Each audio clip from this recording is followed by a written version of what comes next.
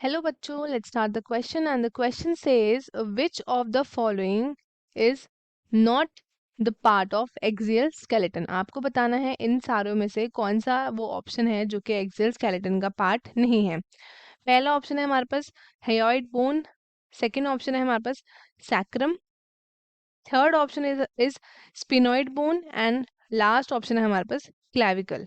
So let us start with our की concept से आपको ये टॉपिक और अच्छे से समझ आएगा। और हमारा जो की कंसेप्ट है दैट इज एक्सियल स्केलेटन।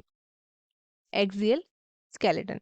तो अब जो हमारा ह्यूमन स्केलेटन है वो आपका फॉर्म्ड होता है बोन्स एंड कार्टिलेज से। ये आपके कितने बोन से बना है?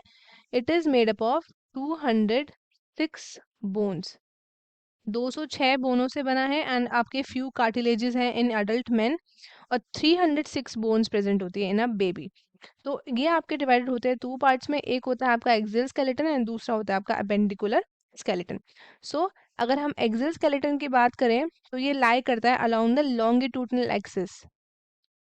Along the longitudinal axis of the body, longitudinal axis of the body, वहां पे ये लाई करता है। एंड ये इंक्लूड करता है क्या क्या? तो ये इंक्लूड करता है, सबसे पहला आता है इसमें स्कल। स्कल आता है, देन आएगा वर्टिब्रल कॉलम, वर्टिब्रल कॉलम, फिर आएगा रिब्स, देन आएगा sternum. Skull, vertebral column, ribs and sternum, ये आपका फॉर्म्ड होता है कितनी बोन्स का? तो it is formed of 80 bones. कितनी बोन्स का बना है? ये बना है 80 बोन्स का। एंड 80 अगर हम देखें तो कैसे? तो आपके स्कल में प्रेजेंट होती है कितनी? स्कल में आपकी प्रेजेंट होती है 29 बोन्स। स्कल में आपकी 29 प्रेजेंट होती है और स्कल में आपका आता है क्रेनियम हो गया, फेस हो गया, एयर ऑसिकल्स हो गया, हायोइड बोन हो गई, वर्टिब्रे हो गए, स्टर्नम हो गई एंड आपके रिब्स हो गए। तो हायोइड बोन तो हमारा पार्ट है। तो ये ऑप्शन तो हमारा, ये वाला ऑप्शन हमारा क्या हो गया? ये वाला ऑप्शन हो गया हमारा इनकरेक्ट। क्यों हो गया इनकरेक्ट? क्योंकि हायोइड बोन क्या है? हमारे एक्सियल स्केलेटन का पार्ट है। अब अगर हम बात करें अबाउट दी सैक्रम, तो सैक्रम का क्या है? तो जो सैक्रम है हमारा, ये आपकी लार्ज एंड ट्राइंगुलर बोन होती है जो कि फॉर्म्ड होती है by the fusion of 5 sacral vertebrae and ये लाई करती है between the, it lies between the pelvic girdles.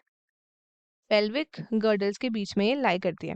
तो even this is our part of axial skeleton, तो ये भी हमारा ऑप्शन जो है इनकरेक्ट हो जाएगा। अगर हम बात करें अबाउट दी स्पिनॉइड बोन, तो ये भी बोन आपके एक्सियल स्केलेटन का पार्ट होता है, तो इसलिए ये वाला ऑप्शन भी क्या हो जाएगा? हमारा इनकरेक्ट हो जाएगा। ये आपकी कंपाउंड बोन है जो फॉर्म करती है बेस आपके क्रेनियम का, behind the eye and below the front part of the brain. So अब नेक्स्ट हमारा बचा है क्लेविकल। तो जो क्लेविकल है हमारा, इसको हम क्या बोलते हैं? इसको हम बोलते हैं कॉलर बोन। ये एक long thin slightly curved bone होती है जो कनेक्ट करती है हमारे आर्म को हमारे बॉडी से। So this is not the part of the axial skeleton, तो हेंस ऑप्शन डी जो है हमारा करेक्ट है, दैट इज क्लेविकल।